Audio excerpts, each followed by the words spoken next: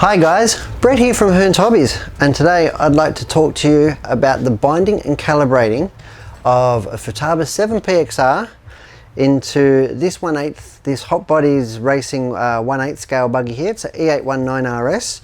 We've already got a Futaba receiver fitted, and we've got a Dash AI Max speed controller motor paired with a higher servo. So what I'm going to do is I'm going to calibrate the transmitter to the receiver first, and then we're going to calibrate the ESC to the transmitter and get all the endpoints roughly right. I can do that on the steering, make sure the channel reverse is right, and that sort of stuff. Okay, so let's go ahead. So first on the buggy, I'll just tip that over so we can see. I've actually taken the wheels off of the buggy, and that's more of a safety issue. Whenever I'm doing anything about calibrating, I usually take the wheels off so it doesn't shoot off the bench should I push the wrong button or the speed controller is not exactly in neutral. So you can either take the wheels off or you can take the pinion gear off the motor. In this instant, I've taken the wheels off, so I'll keep my hands clear of that when we're doing it.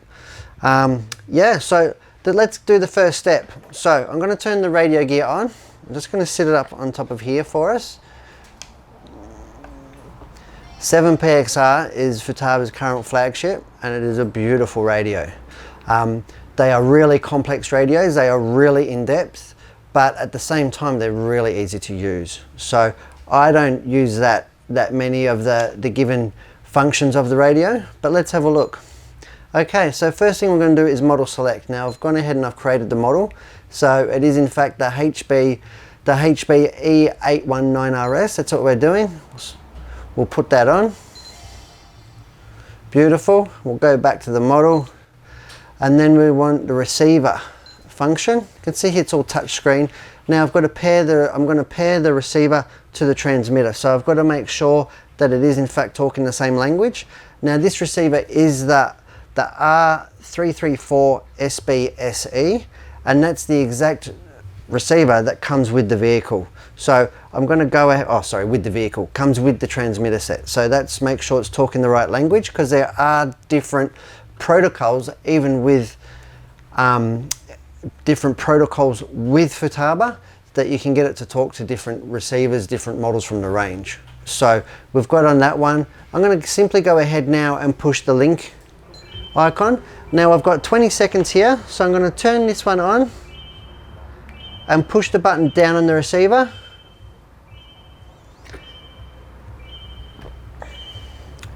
And see if we can't get that to flash. For this, I'm using a simple little 9 steps gizmo tool.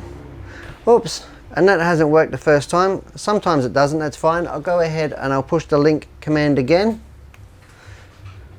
I'll turn the radio, I'll get the receiver to blink first. So we'll hold that down for 2 seconds. We've got the blinking there. Maybe I didn't hold it long enough. Let's try again.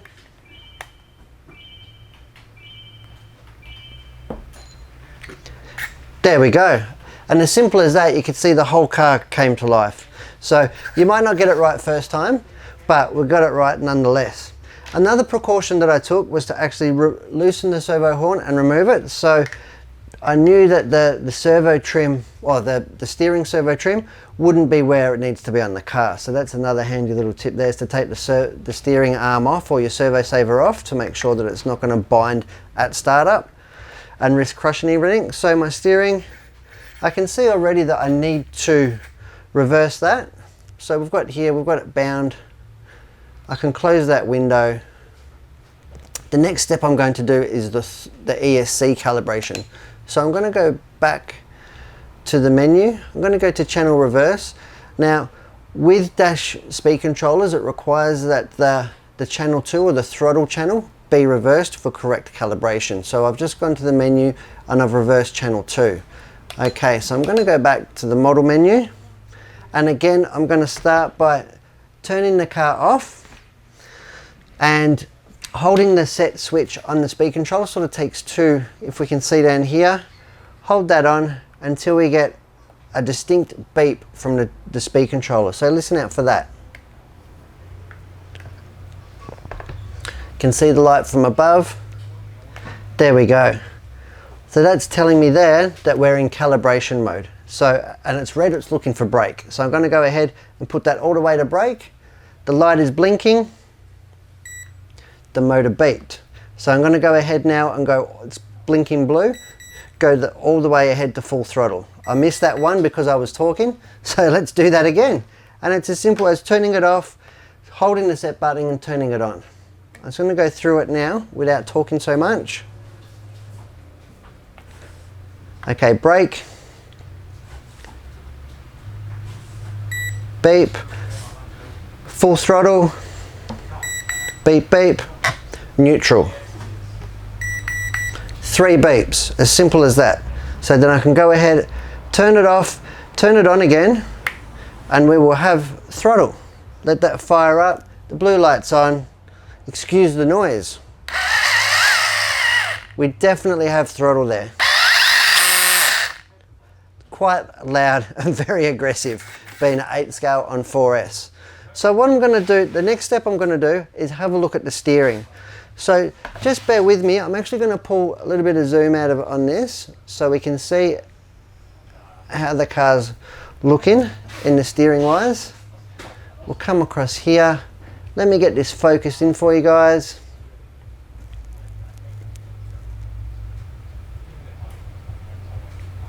Perfect. Alright, this is going to go back like so. Okay, so now let's have a look at the steering. Like I said, the servo horn is loose. I'm going to go ahead and attach that in approximately the neutral steering position.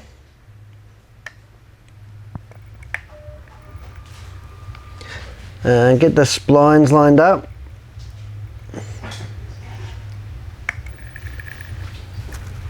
Like so.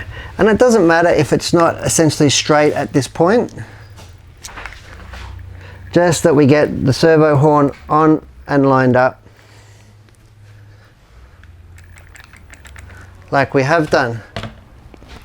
Okay, so now what I'm going to do is actuate left and right. So it is in fact completely backwards. So I'll go back to the menu, go to channel reverse and reverse channel number 1.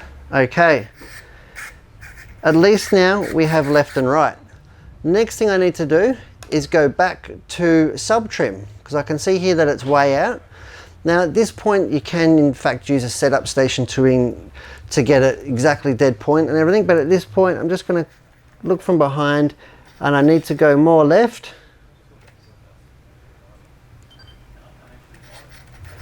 So I just do this one, more left. We'll come back the other way.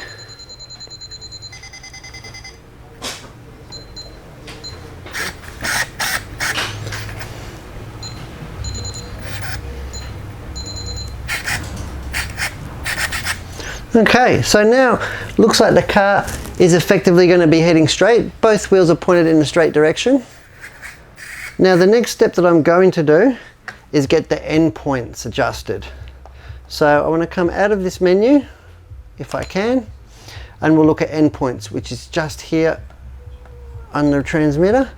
Now I need to go, first one I do is left, so I'm going to hold the steering all the way to the left and I'm going to push it up positive until we get maximum throw. So we've got right, sorry, left, and we'll go positive, and that's too far. So we want to get it to maximum without it going too far and causing stress on the servo or your steering system.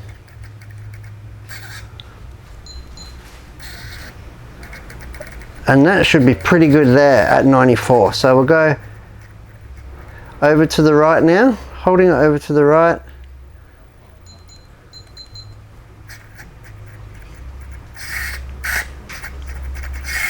Over to the right and left. Now we have equal. Now it's at this point that I'll go back to the main menu and then I can put on the servo screw into the servo horn to ensure that the spline doesn't move, or the servo horn doesn't move on the spline, I should say. And we'll get it tightened up like so.